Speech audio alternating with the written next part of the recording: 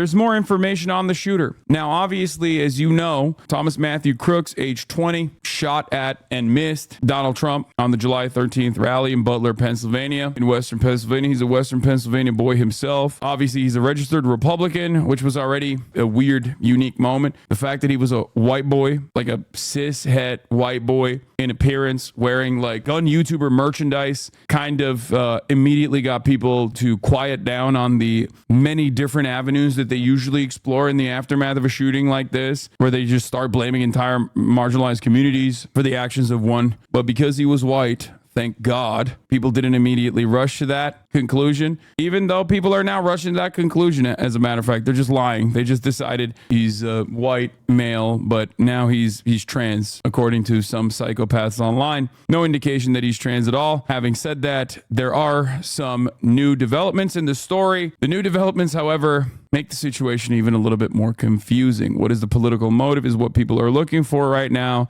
And it seems like he might have been an extreme centrist in certain aspects here. Let's take a look. The investigation into the attempted assassination of former President Trump. We are now learning what the FBI found on the shooter's phone. Chief Justice correspondent Pierre Thomas has the latest now. This morning, new details from the phone of gunman Thomas Matthew Crooks. Sources telling ABC News that the FBI's examination of his phone revealed that he searched for the date of the Trump rally in Butler, Pennsylvania, as well as dates for the upcoming Democratic National Convention in Chicago. The searches uncovered no indication of his political views, but agents did find images of both President Joe Biden and former President Donald Trump. And now new video. Bro, this is okay. This part is the funniest. Why are you searching for images of the president and also the former president? Like, you don't know what they look like? This Joe Biden guy, what's he look like? How is that not plastered in your brain already? Police see he has a rangefinder, which can be used to establish distance for target practice. And at 5:52 p.m., a sniper spotted Crooks on the roof, roughly 20 minutes before he takes his first shot. At 6:02, Trump walks onto the stage. Someone's on top of the roof. Look. The crowd noticed a suspect on the roof. An officer climbs up the building, but falls to the ground after Crooks aims his weapon at him. At 6:12, the first shots ring out. Take a look at what happened. A Secret Service counter sniper from a distance away sees the commotion. He has to make a split-second decision in the span of 26 seconds. 20 minutes, big dog. That's crazy. Those numbers are wild, okay? Wait, another video? So that's when I left office. That was the lowest point, and that comes right from the government services, comes right out of Border Patrol. Take a look at that. So that arrow is the lowest amount of illegal immigration. Famously, the police are so desperately defunded, dude. They're just so defunded, brother. That's what it is, you know? When I'm thinking of a group of people defunded, I'm always thinking about the military and law enforcement in general. They are the most well-funded, most adequately funded organization that is, like, you know, a part of the government Ever in recorded history into our country. And then the worst president in the history of our country took over. And look what happened to our country. Probably 20 million people. And you know, that's a little bit old, that chart. That chart's a couple of months old. And if you want to really see something that said, take a look at what happened. I mean, new video, he just takes a selfie while the dude's getting shot. This video sucks, brother. Overfunded libraries and teachers, yeah. When I'm thinking of a group of individuals that are sucking up these government funds, I'm thinking of teachers. I'm thinking of people who fill up potholes. I'm thinking of the dudes who are working on the roads, electricians. I'm thinking of people that are like building out our infrastructure, librarians, libraries in general. Good stuff overall. This video sucks. But yeah, the new information that has been revealed is that he was looking to potentially he was looking at depressive disorder. He's Googling that. Not going all right in his brain, which is pretty obvious overall. But of course, that hasn't stopped the psychopathic weirdos on the right from going and lying and saying, anyone wondering why they aren't using this photo of the shooter? I wonder why they're not using this photo of the shooter. Possibly because it's a random trans person that you found online. Maybe that's the reason. This seems to be a random person with 4chan users trying to spread falsehoods. Also, the picture by Paul Hookham is clearly edited, made it to look as if it comes from TikTok. See the original pic in the link. But that's where we're at. Holy crap, Hookham, is that real? And then they have this like compy of shooters all being like non-binary or trans or whatever. And it's like, dude, we are officially at a level of madness and mania where you can make up literally anything and a decent percentage of people,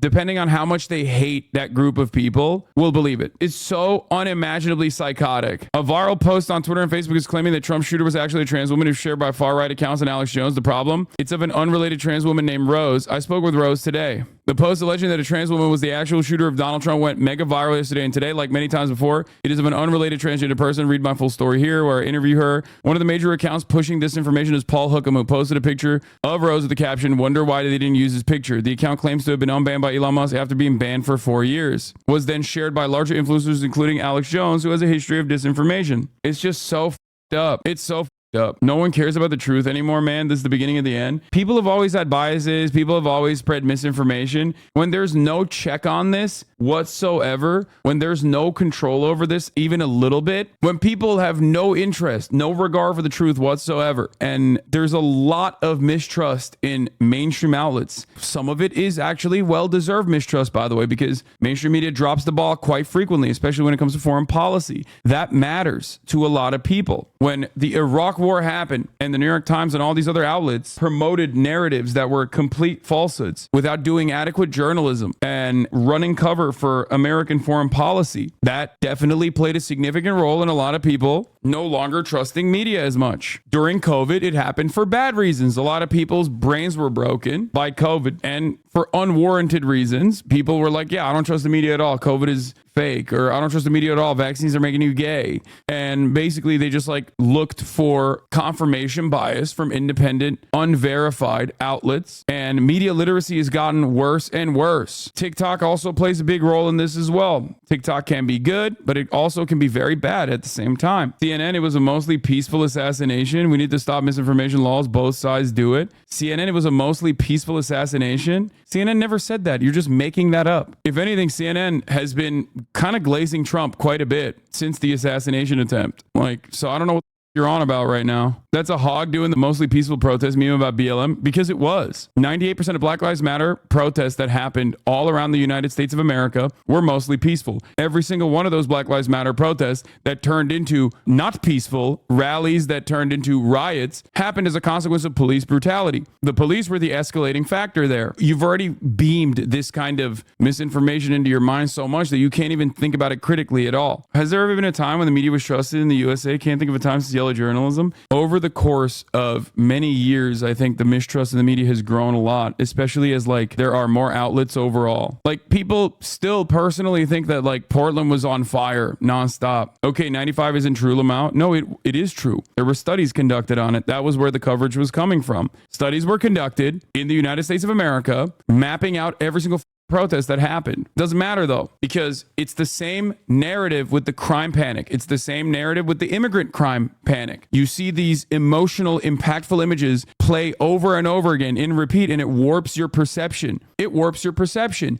It makes you think this is happening all the time. This is happening in my backyard. I live in Los Angeles. I live at the heart of all of this crime, this violent crime that's occurring, right? And I would tell people all the time, what are you talking about? No, there is no massive increase in violent crime occurring in Los Angeles. I'm looking at the data. I'm looking at my own personal experience on a day-to-day basis. And people were telling me, people living in Ohio were telling me, no, you're stupid. You're just lying. Jank was telling you, Lowell. I know. And that's what's so crazy about it. Because if you remember the conversation that I had with Jank, I kept giving him information. I kept giving him empirical data. And he kept resorting to an emotional moment that he had. And sometimes that's all it takes. Didn't you say your friend's car got stolen recently? Of course. Crime is a constant. What are we talking about? There is no world where there is zero crime. In Japan, when there's more public transit, for example, Grand Theft Auto doesn't happen with higher frequency, but they steal bikes all the time.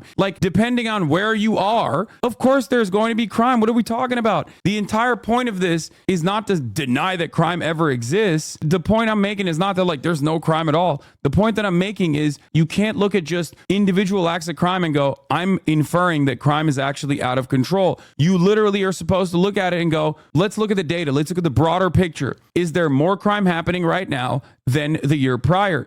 If the answer is no, then crime is on a downwards trend. Crime has historically been on a downwards trend for decades. Okay? For decades. But it doesn't matter. People just like refuse to recognize that. Why did I talk about this? Because this is very dangerous. It's very dangerous that like misinformation that corresponds to your biases gets so much pickup nowadays, more so than ever before, especially at a time when trust in media is lower than ever. So there's no place that people can look to that they trust, that they can use as their North Star basically to be like, I don't know if this is correct or not. That's the situation that we're experiencing. Like trans people are underrepresented in the population. They are so unimaginably marginal. It's less than 1% of the population. It's tiny, minuscule fraction. They're also unimaginably underrepresented in the population of mass shooters. But it doesn't matter because it's a great narrative. You know who's overrepresented in the population of mass shooters? White people, white men specifically. This is a great way to just turn around and be like, no, this is not a white man. It's actually a trans person. It's actually a trans woman. That's the way that they've basically come up with a perfect counter. Back in the day, people used to say, oh, if it's a white guy, he's just like a depressed loner. He's a shooter. It's because they bullied him. It's because they bullied him. It's fine. It's whatever. Obviously, no one is going to make an inference about white men in general because white men is the dominant force in society. So obviously, people have the capacity to analyze it as not like a monolithic force of evil in the same way that people analyze it for trans people, in the same way that people analyze black people, in the same way that people analyze brown people, right? How do we get them back to reality or change their minds? I don't think we can do that. If people are that desperate to find this like prevailing narrative, they're just like hallucinating at this point. I don't think they care about the truth. I think they care about their own narrative. I think they care about their own biases. Obviously, this shouldn't stop you from trying to educate people, and it shouldn't stop you from advocating for the right things. But having said that, just know that it's going to be quite difficult if someone is just running along with this narrative that it's like, no, it's a trans person for sure. All you can do is like point them in the right direction and try to have this conversation. If you have friends who are like in this camp, if they've been like crazy radicalized, you can attempt it.